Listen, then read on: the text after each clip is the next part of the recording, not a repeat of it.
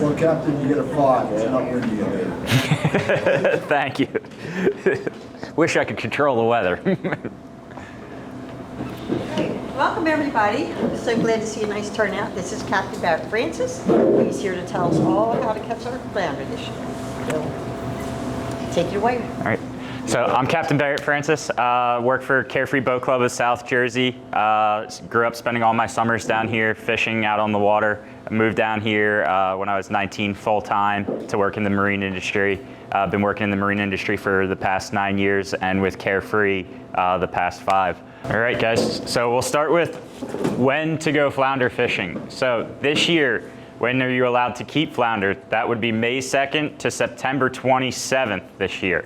So right now, the flounder are currently in the back bay. What happens is in the winter they go and they stay offshore, and that's where they hibernate, and then they come in the spring, probably around April, and start filling our back bays to find all of the bait and everything that's being pushed in as these water temperatures come up. So right now, on May 3rd, or June 3rd, my apologies, it's gonna be lights out flounder fishing right now. Water temps yesterday morning were 62 degrees, and at the end of the day, it was 66 degrees. These fish like to start feeding right around 58 to around 70 degrees is when they really turn the feed on. So right now, our back bays are a great place to try.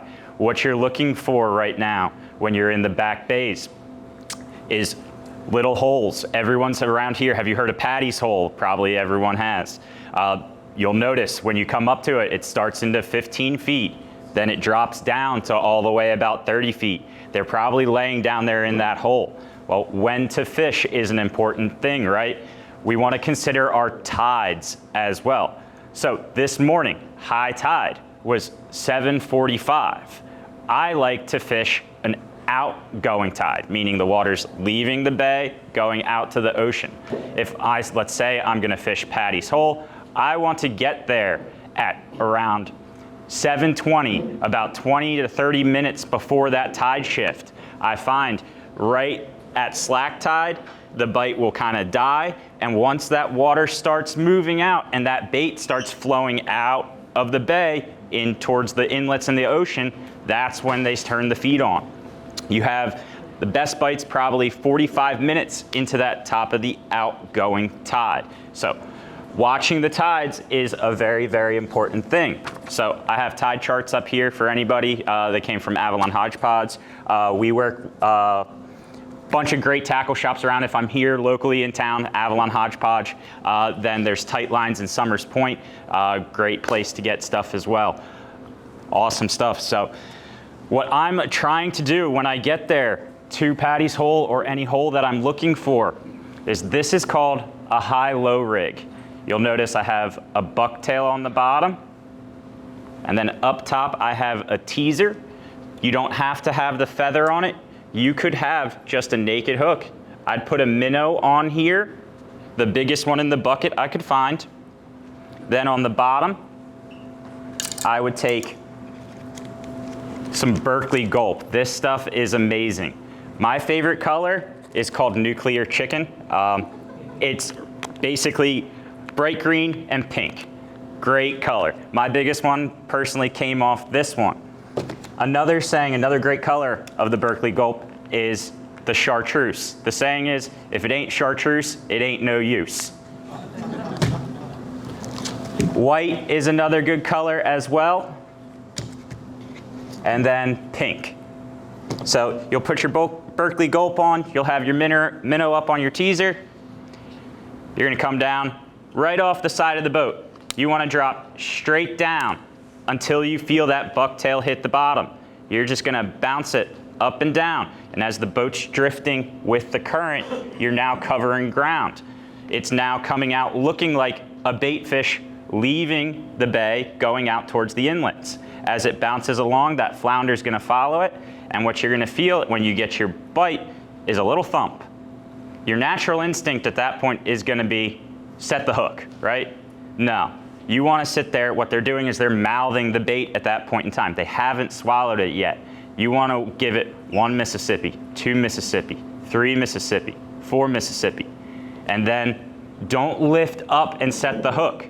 just crank. That's all you need to do.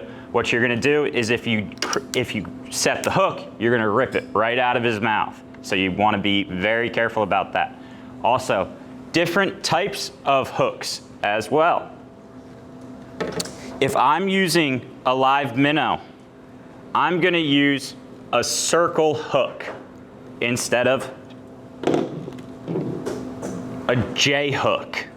A circle hook, what that's gonna allow me to do is the flounder is gonna eat the minnow, it'll swallow it, and then the circle hook, it won't gut hook it in the gills. It'll come out and put it right into the corner of the mouth. We know around here, sometimes we get a lot of shorts, right?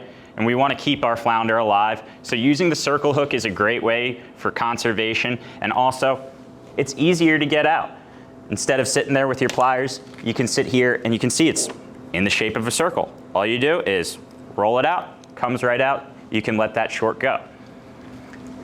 All right. One question. Yes. How far do you put the bait in? How much of a hook should be? So Should be exposed. if I have a minnow, right, I'm just gonna go, we'll pretend this is the minnow. Just right through the lip. And it'll look like that. Your Berkeley gulp, you're gonna thread all the way down till it comes out the back. That's how your setup's gonna look. And then it's bouncing around. You'll notice the tail wiggles back and forth. That creates the vibration in the water and gets them to come up and give you that strike. Question. Yes. On your high-low setting, how do you feel about rigs that are high-low with a stick weight on the bottom? I'm okay with that. Like if you look here, I'll let you guys come up at the end of the seminar and you can come check out all of my rigs. Like this is one that I just bought from the tackle shop. High-low rig where you'd put your bank sinker on the bottom. These are nice, and I'll show you how I have that one set up, because if the current's really strong, like I heard you mentioning the day before, you were moving at what, 4 miles an hour or something? I had the trolling motor on. You had the trolling motor on, and you were still moving, right? Well, that means we're gonna need a heavier sinker, something along the lines of 4 ounces. Sometimes an ounce isn't gonna hold bottom, so we need to be able to swap sizes. So with the ones like you were mentioning with the bank sinker on the bottom, it is as simple as taking the weight off, like so. Of course, now it's tough. Now, slide that one like that. And then, how's that going? There we go. And now we can take that one off and slide a bigger one on if the current is too strong. So matching what weight to the current is important. So this is a 1 ounce. This is a 3 ounce. So if you notice, like what he was saying, he had his trolling motor on. That's gonna stop him from the current dragging him too fast. He needed to step up his weight. That's gonna be important. You don't wanna also fish too heavy of a weight. You'd like to match it where the line is sitting perfectly, vertically up and down. What you don't want to have happen is it's called your line scoping out. You wanna drop straight down, and then as you're drifting, you wanna have the weight proper so it stays straight down. Instead of, if you don't have enough weight, it's gonna scope out and be on an angle like that, and you won't be able to feel your bite quite as well. If it's straight up and down, that's gonna be the best time. Right, and let me get this guy back on here. You don't use a clip? I don't personally. You'll notice to attach some of my rigs, I will use a snap swivel. Yeah, I use This allows me, if I want to take off the high-low rig and go to my personal favorite one, and I'll show you guys this one. This is called a tap dancer rig. So similar to a high-low rig, but in the center you'll notice there's a dropper loop. And then on the bottom is our ball jig.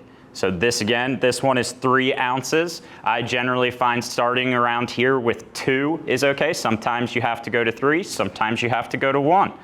On the bottom with the ball jig, I will thread on my Berkeley gulp, same way, through the body, straight out the back. Then on this bare hook, I'd attach my minnow, again, going straight through the lip. Coming to my snap swivel. Make sure you close your snap swivel, guys. Seen a lot of big fish lost that way. And then the way this is gonna look in the water, because this is free, the minnow is gonna be all the way back here. And as you bounce this along the bottom, that minnow is gonna be in the back, and it looks like there's a bigger fish chasing that minnow. That's gonna excite the flounder and really want him to go after either that, the bigger the bait, the bigger the fish, right? So it's gonna excite him to either attack this one, or if he misses this one, he's got a free meal. Live flounder can't resist a big live minnow. It's like if someone puts a piece of cake in front of you, are you not gonna eat it? They have to eat it. So you're just setting yourself up for success. Same thing here, straight up and down. I can't say it enough, all right? What's that called again? This is called a tap dancer rig. Again, you can find these locally at most of our tackle shops around here, if you just want to take a look at it. Okay, thank you. They also have different color feathers on them, white, green. They even make pink ones. It's totally up to you. You're gonna find what colors work best for you.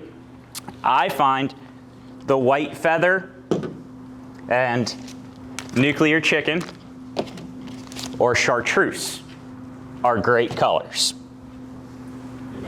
Yes? To keep the line straight up and down, you're saying you want to go heavier weight to keep it near the boat? If you see it scoping out, right, and it's not straight up and down, you probably don't have enough weight at that point in time. So you would, if you're using 3 ounces, now you have to step up to 4 ounces. And you just have to figure out exactly how that's working.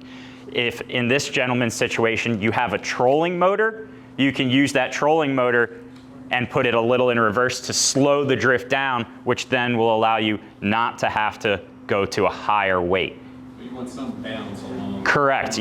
You want to feel that bottom. If you do not feel bottom, you aren't in the game at all.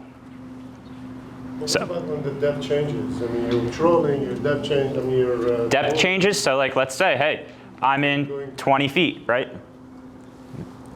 Got the line there. Bring your line in? If I'm in 20 feet, and let's say we're going down to 30, right? So it's here, open your bail, drop down, all right? Now we're coming up from 20 to 15. You'll reel up a little bit. Going that line straight like that. Straight up and down, bouncing on the bottom. And what about a knot? What's the best knot sort of secures?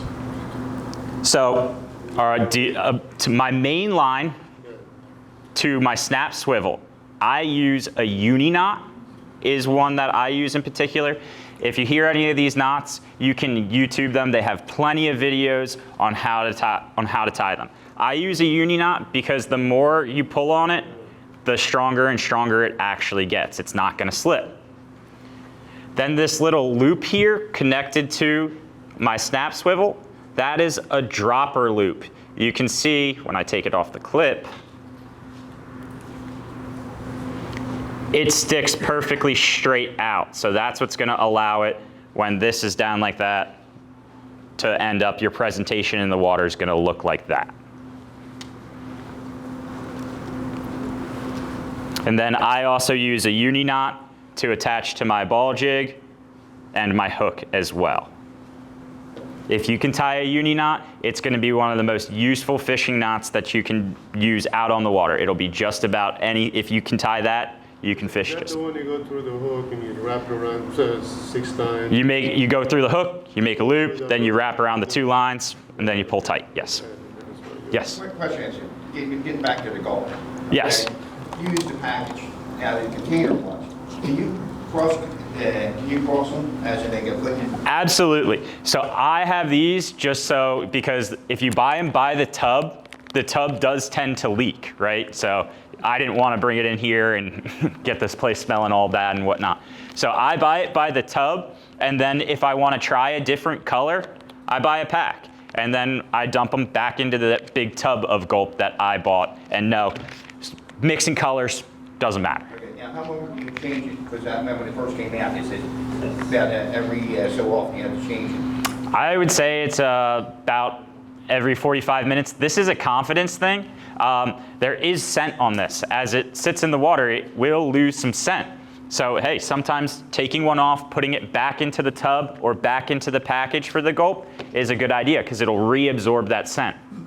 If you let this stuff sit out on the deck of your boat in the sunlight, it will dry up, it will harden, and it will become absolutely useless. So it does have to stay in the package or in the tub.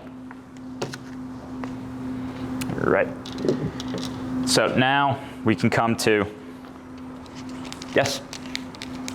Now we'll come to some of the terminal tackle. Hooks. I talked about a circle hook.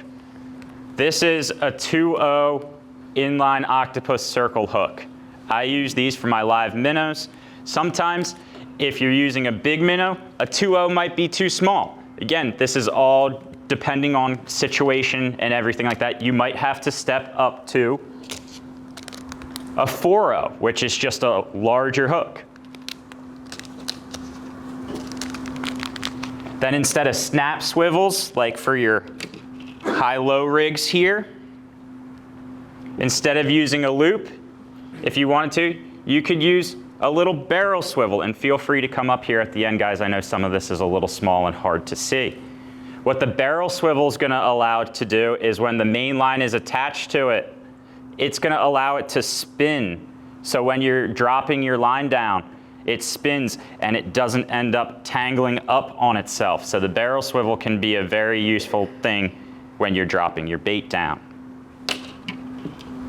Different sizes of barrel swivels. This one is an 80-pound barrel swivel. It's actually really, really small. So sometimes it can be hard to get your line through it. I think the lighter I can go, the better. The less terminal tackle I have in the water, in my mind, is better. Less for them to see. So if you notice, like on this one, I just have the snap swivel. Everything else is just line to baits. There's less for him to see. He's gonna be looking at that and probably not gonna be able to see that. So just something to keep in mind. These fish can see, right? We need to keep that in mind, right? Also, lines to make your leaders. There's two kinds that I use. This is monofilament, all right?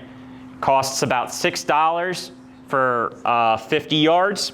Then this one is called fluorocarbon.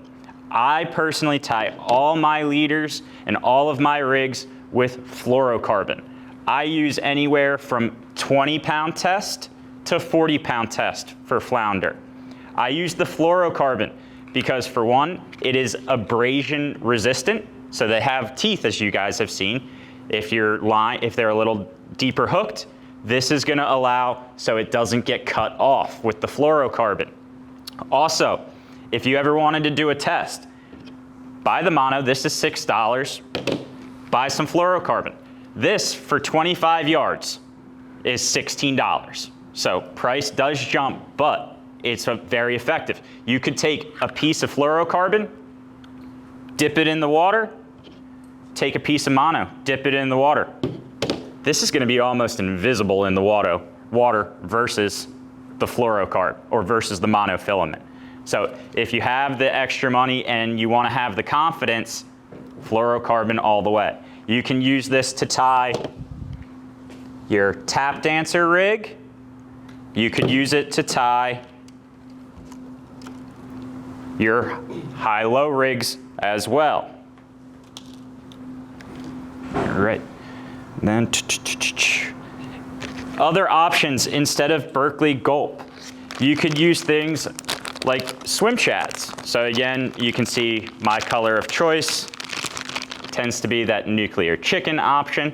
This one is unscented. So what you can do is buy something called Procure. This is cheddar crab gel. So you can put this on there. And this you do have to put on more frequently than changing out your gulps, but sometimes this outproduces the gulp. Some days they just want something different. They can be picky at times. So you just gotta figure out what it is. Some days they don't like nuclear chicken. Some days they like this. It just depends. Very good question. Yes, sir. So let's say you're moving in one section and you get one. Would it make sense to go back over that section? Correct. Again? 'Cause they're Yes. going around? So that's something that we do called short drifting, right? So there might be a section, so we get to marker 382, right? Okay, we get up to 382, and then within 10 yards of marker 382, we get a hit, right?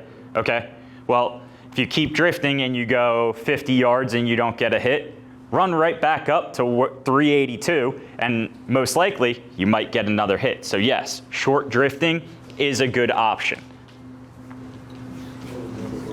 Right.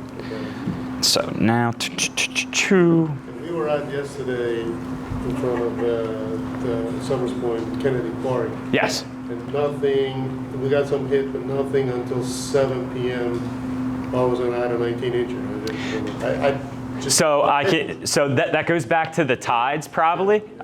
Do you recall whether it was an incoming or outgoing tide? Incoming. It was still coming in. But it was about to switch, right? It was 7:50 was coming. So that's the important thing about the tide chart, and paying attention to that is you'll notice at slack tide or just before, there's gonna be nothing, and then all of a sudden it turns on. And I can tell you, once that tide shifts, your strike is probably about 45 minutes, maybe half an hour. Then the bite might turn off again. You gotta think, it's like us. They go and they eat, they get full, and guess what? They don't wanna eat anymore. So it all depends. The tide is important. It's something that you need to pay attention to. What you can do is keep a log book, right? So you can sit there and go, okay, I went out on, you can't go out today, but I went out on June 3rd, I left and I got to Patty's Hole at 20 minutes before high tide. Okay, high tide was 7:45. I got a bite right at 7:55, right when that tide shifted. Okay, you could write down, okay, Patty's Hole, June 3rd, 7:55, and write down the water depth and what the water temperature was and what time the tide shift was. Then, theoretically, the next year, you could go and take that information on that day using those conditions and try and replicate it. So it's a very, very thing that you want to be astute about. Yes, sir. Does the level of boat noise and activity affect? Yes, it does. So obviously, Patty's Hole is like right in the channel. yeah, it's right in the channel. Generally, they aren't too disturbed by it, but if it was a Wednesday and you're the only boat out there, personally, I wouldn't have my music blaring, right? Because if you've ever gone underwater, everything's a lot louder, so I'm gonna have my music down. And another thing you wanna watch out for is when you're baiting hooks or anything like that, don't drop that on the deck. They're gonna hear it. Just be careful about that kind of thing.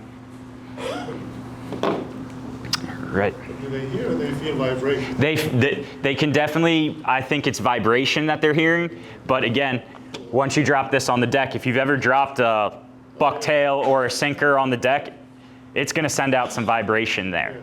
I heard like the drum fishing, they want to cast out because when the wave hits the boat, they feel that. Absolutely. So now I'll talk a little bit also about the rods and reels that I like to use. These brands aren't specific. If you like Shimano, use Shimano. If you like Penn, use Penn.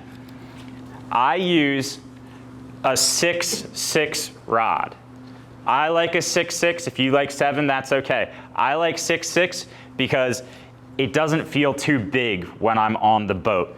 This company that this rod is called a Maxell Platinum. This rod is rated for lures from 1 ounce to 4 ounces. Line it's rated for is 15 to 30 pound braid. When we're flounder fishing now, try and always use braid. The reason being, it doesn't have any stretch. If you ever pull on a piece of mono or fluorocarbon, it's gonna stretch a little bit. This is what's gonna allow you, the braid, to keep direct contact up and down, straight up and down on the sea floor. Reels. I use a 4500 spinning reel. All right, this size is perfect. It's not overkill. This one is a Penn Slammer 4500. This is my go-to rod for everything. I striper fish with it. I flounder fish with it. I've caught false albacore on it. I use it in the back bay. I use it out in the ocean. Everything I do on the boat is basically this rod allows me to catch just about any fish that we have in our inshore waters. So 4500 size reel.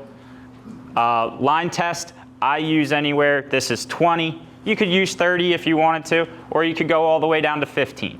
Totally up to you on that call. Right. With the braided, you can get more.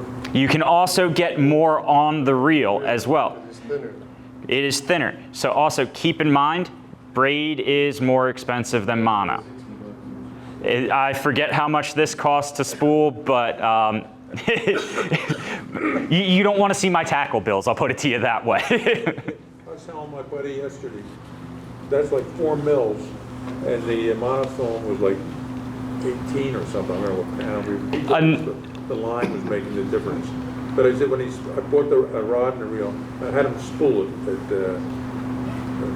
Peace Token. Yep. And he said, well, you know, he showed me how thin that was and how good it was. It almost costs as much for the line as it did for the reel. So one other thing that you could do if you didn't want to spool the whole reel with braid is you could ask for a mono backing. Yeah. So what they'll do is it'll be an empty reel, they'll put mono on it for like a third of the spool, and then they'll tie the braid to it, so then you aren't spending so much money.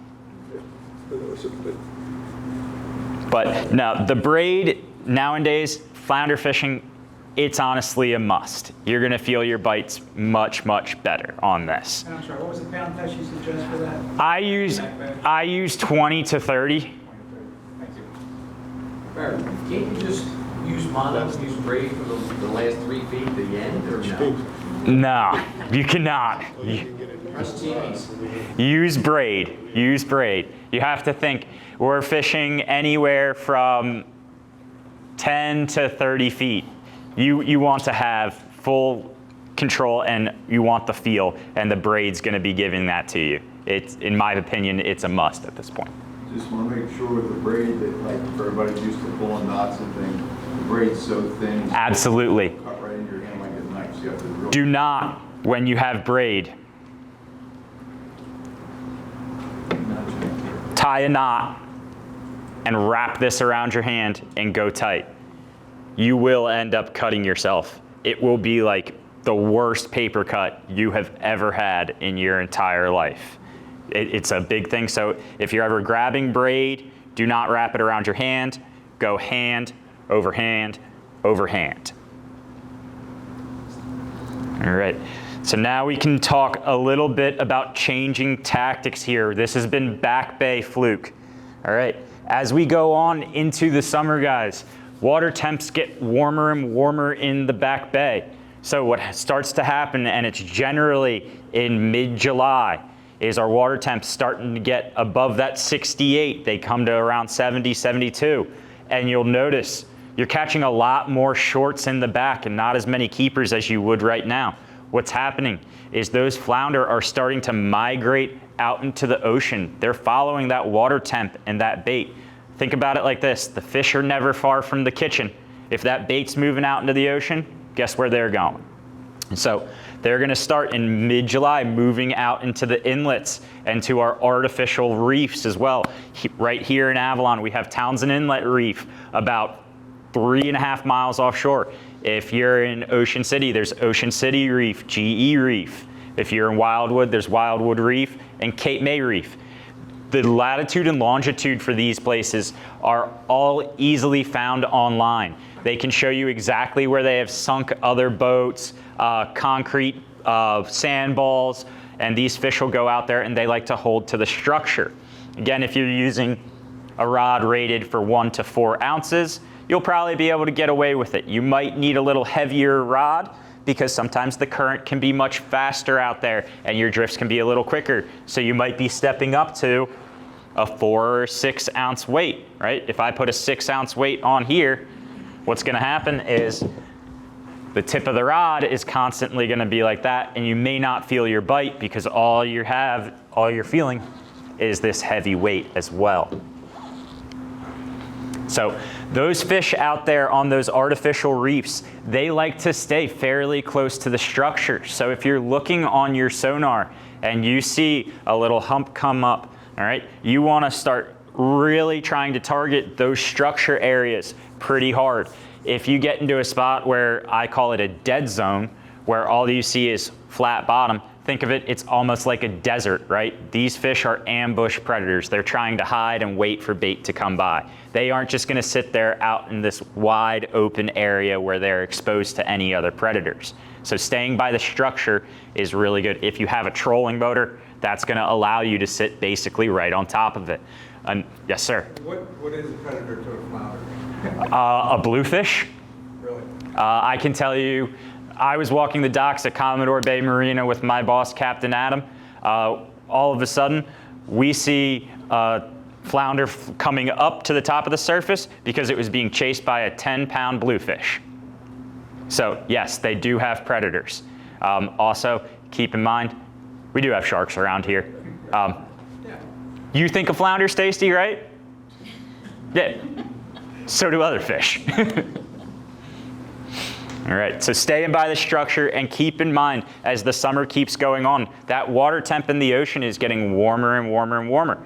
So by the probably late September, they're gonna be pushing out even past those artificial reefs. They might be all the way to 28-mile wreck, right? If you guys have ever sea bassed or fished out there. I know it sounds like a long way to go for flounder, but if you're a geek about it like me, you make the runs and that kind of thing. So the depth of water isn't so much a concern, but they're going to deeper water because the water's cooler. Because the water's cooler and they're following that bait, and that bait is following the water temperature. That's the big thing. The big key things right now that I want you guys to take away from today is tides and water temp. That's gonna dictate a lot of where these fish are located, and that's how you're gonna target them. If you have the gear, like the high-low rigs, the bucktails, the gulps, the tap dancers, you have everything that you need to catch these fish. It's now we need to locate them at that point in time. Right.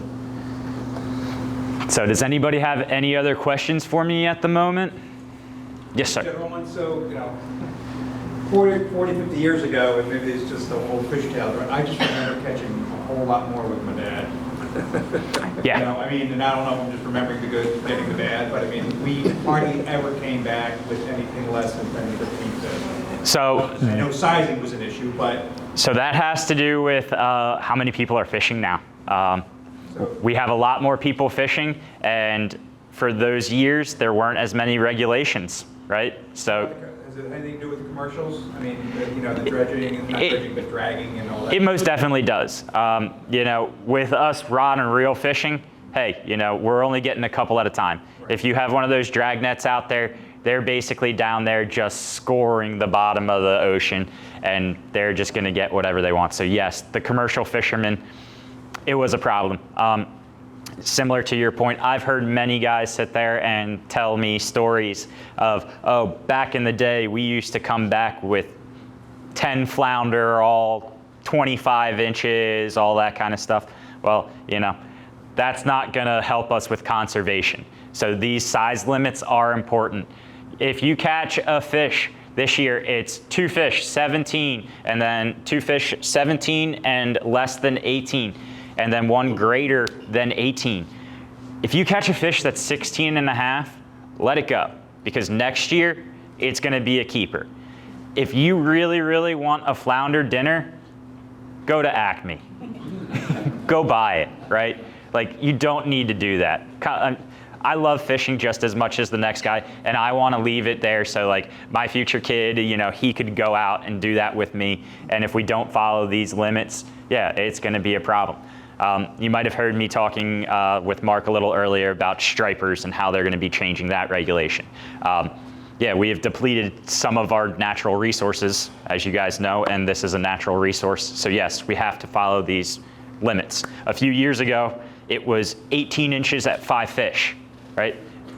If 3 of us go out and we limit out, do we really need 15 flounder over 18 inches? No. So I'm completely on board with these new regulations and whatnot. Keeps it fun for all of us and everyone in the future. Sorry again, I know we're talking about flounder weed fish, man. We used to get weed fish all the time. Tide runners, same thing, overfished. That's all it is. Yeah, I'm a young guy. I can tell you throughout my entire fishing career, I haven't seen the tide runners. Big weak fish these days is anything over 20 inches, which is a darn shame. And keep in mind, when you are flounder fishing, you are liable to catch tons of other species as well. You could sit there and be out there at TI Reef or Wildwood Reef.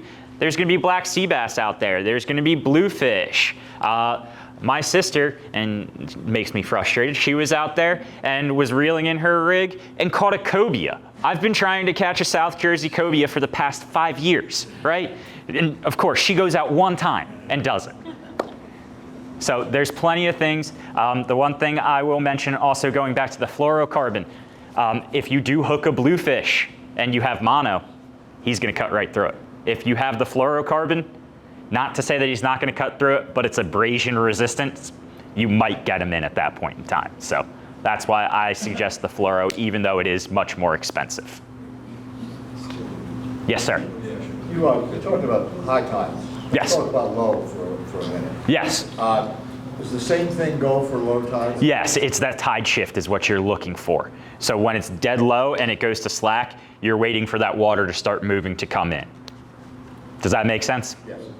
So it's like, so my rule of thumb is like 2 hours before and 1 hour after. Yes. That's basically your fishing. That's basically, window. that's your window. It's not to say that in that middle of the tide, you aren't going to catch fish. Yeah. It's just more likely when that water starts moving, which is going to circulate the bait and all that kind of stuff, is when they're going to go on the feed. Yes, if you look and you come up here, you'll see that this tap dancer is complete rig, weak fish, and fluke. Yes, sir. I have a question. Talk about hooks. What was that? With your hooks and all that? Yes, sir. I love old hooks, and they're hard to get. What kind of hooks do you use? What color? I have 2 colors here. I use either black or I use red. Those are my 2 go-tos. And if you like J hooks, guys, use your J hooks. Some people hate these circle hooks because they feel the bite and then they lift up. The J hooks are okay for that. These, you just have to get used to that you don't set the hook, you just crank. But again, conservation-wise, I prefer the circle hooks. All right. Yes, sir. When the flounder are offshore, are you use the same bait as you would when they're inshore? Yes, it's going to be similar bait. So if you can get the live minnows, and when I say take the biggest live minnow that you can out of that bucket, that's going to be your best option. As you do go offshore, though, you will step up sizes of your baits. So this right here is a 5-inch Berkeley gulp. In the back bay, you might use a 3 or a 4-inch. It's just going to depend on the situation. So again, it looks like I have a lot of stuff out here on the table. This is not even like a third of what I own for this stuff.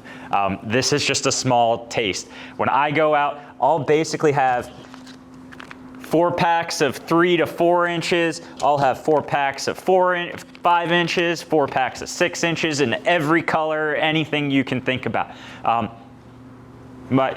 I have an addiction. It's a problem. Yes, sir. What's the rule on cutting a stripe off of a flounder once you catch it? All right, so from what if you get a keeper flounder, It has to be a keeper. you can fillet it, but you have to keep the carcass on the boat with you to be able to show, hey, this was a keeper. Right. But yes, you could cut the ribbons off as well and use those as bait. Cut bait is a good option. If you wanted to put a Berkeley gulp on your bucktail and tip it with a strip of squid or a flounder ribbon, as he was mentioning, perfectly acceptable. I personally don't. I find that the gulp and the live bait is sufficient enough. But if you think that strip gives you a little extra confidence, absolutely, go for it. All right. Any other? Yes, sir. So Carefree Boat Club, you go straight across the inlet and you go straight back towards Route 9. I see big boats back there. How the heck did they get back there? And are they fishing in 3 feet of water? I mean, I get nervous once I get to like 3 feet and I turn around. So you're talking about trying to get into Stites' Sound. Yeah, and there's a ton of boats back there. Yes. I'm like, how did they get there? Did they get there at high tide or what? Local knowledge, honestly. Yes, I could tell you, getting back there, you would like to be on a smaller boat. There is good fishing back there. There's a couple flounder spots, but what you'll really see back there is what they're trying to do is catch stripers on top water, is what they're doing back there. Yes, it is tricky to get back there. You basically need a local guy to show you how to do that. I was shown by my boss, Captain Adam. That's who taught me how to get back there. Otherwise, I was similar to you. Didn't want to go back there on my boat because I was too scared of getting stuck in half a foot of water. But it is tidal dependent. You do have to go back there at an incoming tide or high tide. So you just have to watch that. Mark, we're looking at adding a trolling motor too for the skip, so that should be coming hopefully before the end of June. Where's my ankle deep? My knee deep. They're the best boats to go back there. So Mark, if you want to schedule training, I can show you how to get back there. All right, guys. Yes. When is the prime striper season? So stripers, everyone's probably heard about the big fall run, right? I know we're getting a little off topic, but it's still fishing. The big fall run, you'll hear up in North Jersey, everyone starts catching them around November. Down here in South Jersey, honestly, our striper run doesn't really start until the beginning of December, to be 100% honest with you, and it can be good to January. The one thing you mentioned is a little off topic, but everybody here obviously fishes. But the gentleman mentioned what has happened to the fishery and whatever. There's 3 nuclear plants up in the Delaware Bay, and 2 of the 3 have ones through cooling. Each of those 2 has an opening the size of the big blue curtain up there at the stage. And those plants every day pull in 3 billion, not million, but billion gallons of water a day. And they completely have, a friend of mine who's a marine biologist has said they've almost sterilized the Delaware Bay. Yeah. So one reason all those fish that used to come down, go up to the Delaware Bay to feed and whatever with the menhaden and things of that nature are not going up there anymore. And it's affected our whole... No, it absolutely has. And they're straight bass, they have to go up those rivers, and that's where they spawn. That's how they reproduce and everything like that. And there's been striper tagging programs that you're basically seeing less fish go up the Delaware. What they're doing is they're bypassing the Delaware now, and they're going up the Chesapeake. So because the water's too warm from the nuclear plant? Correct. But it's not only the warmth, which is important, it's changed the a little bit, but it's also cold. It's killed so many, it's something. It's oxygen levels, it's water salinity, it's a ton of different factors that's causing that.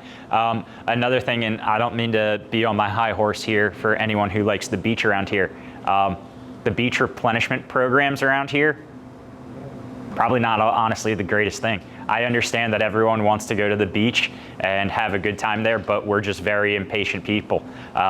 There's a natural ebb and flow to tides and currents. So yes, for 25 years, we may not have a beach, but in 25 years, that sand will refill. But now we're just spending millions and millions of dollars just because we're impatient. Sorry for my little rant. I heard the dolphins We have so many dolphins down Wildwood and in the bay there, even in the back. They're in the back, running up the Schooner Island and stuff. They eat 20 pounds a day. So what are they eating? They're eating bunker, they're eating bluefish, they're eating flounder, they're eating all the stuff we want. Dolphins are my worst enemy as a fisherman. Yeah, and it's just so many of them. Yep. All right, guys. Well, that's all I got for you. We saw this. We went out striper fishing in the fall, just on one of our 22-foot center consoles. And on the way back in, we were at Townsend's Inlet. We were probably as far out as the Avalon Rocks, but on the Sea Isle side, pot of whales, 2 mothers and 4 babies. We sat there for 45 minutes. It was one of the coolest things I've ever seen. You watch the humpbacks literally spraying the bunker up into the water. Yeah, the bunker coming out and flying in the air, and it was a quarter mile off the beach. We weren't further than the rocks and out. It was like a real Nat Geo situation out there. Yeah, no, that was really cool. So, I have a place in Wildwood Crest, and I go to Lobster House for my flounder. But when the bunker are running, I go over the bridge, and there'll be like 5, 6 tractor trailers waiting to load up the bunker. Yep. Down from If you're ever on your boat and you have your radio on, you'll hear somebody talking to the boat, and it's actually the plane that's locating the bunker, and they're out there netting them and whatnot. Yeah.